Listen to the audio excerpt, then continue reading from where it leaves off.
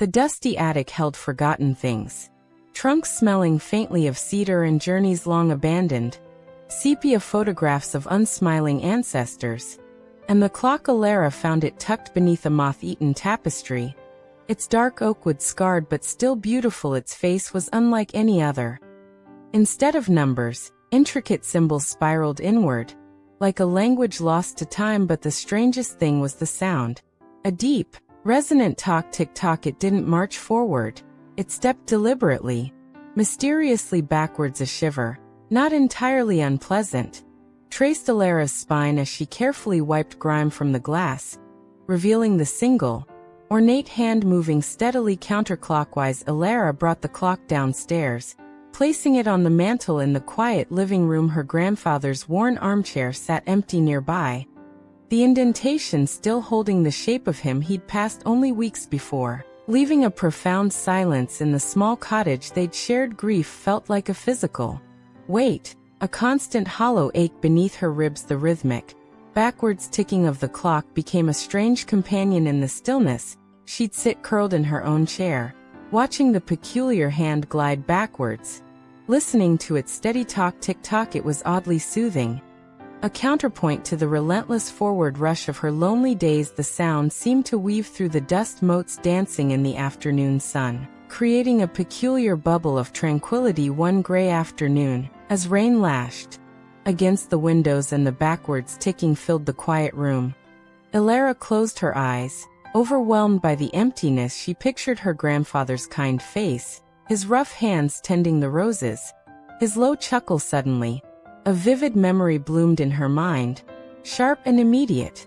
Not a recent one, but a moment from years ago. She was very small, perhaps 5, sitting on his lap in this very room. He was patiently teaching her to knit, her small fingers fumbling with the bright blue wool, his large hands gently guiding her. She could feel the scratchy wool, smell the pipe tobacco clinging faintly to his sweater, hear his patient voice murmuring encouragement. It wasn't just a recollection.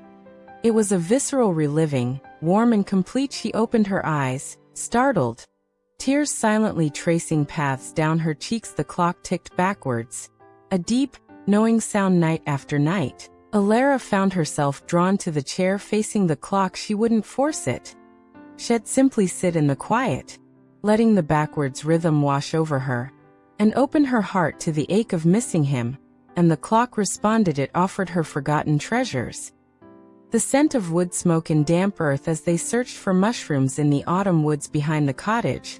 Her small hands safely tucked in his, the taste of the ridiculously sweet lemon drops he always carried in his pocket, secretly shared the feeling of absolute security, falling asleep against his shoulder, while he read aloud from his worn adventure books, his voice a comforting rumble beneath her ear. Each memory was a gift, retrieved from the depths of time by the peculiar mechanism. Elara noticed a subtle shift within herself. The crushing weight of immediate loss began to soften, not because she missed him less, but because the love felt more present, more vast. The backwards clock wasn't erasing time.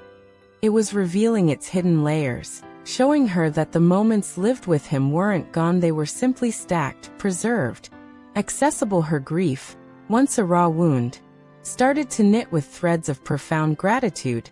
She began tending his beloved rose garden again, feeling his quiet approval in the sunlight on her back. She'd hum the old tunes he used to whistle, the sound mingling with the clock's steady, reverse cadence. The clock became less a mystery and more a cherished companion, a tangible link to the enduring essence of her grandfather. She understood its purpose wasn't to reverse death, but to gently rewind the spool of their shared existence, allowing her to touch the love woven into every strand. It reminded her that time wasn't merely a linear path towards loss, but a deep well holding every cherished moment, every laugh, every shared silence. The backwards ticking was a lullaby of remembrance, a promise that nothing truly loved is ever truly lost. It sang of a connection that flowed backwards and forwards, beyond the constraints of ordinary hours. Now, as evening painted the sky in soft hues of lavender and peach, Elara sat peacefully. The clock on the mantel continued its quiet, backwards journey, Tick-tock, she no longer searched desperately for memories. They simply resided within her.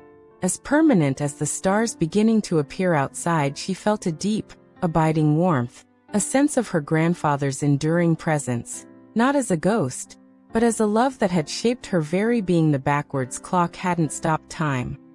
It had deepened it, proving that the most precious moments, guided by love, echo backwards forever, filling the present with their timeless light. Its sound was the heartbeat of a love that transcended the forward march of days, a comforting rhythm in the quiet cottage, lulling her towards a restful sleep cradled in the arms of memory.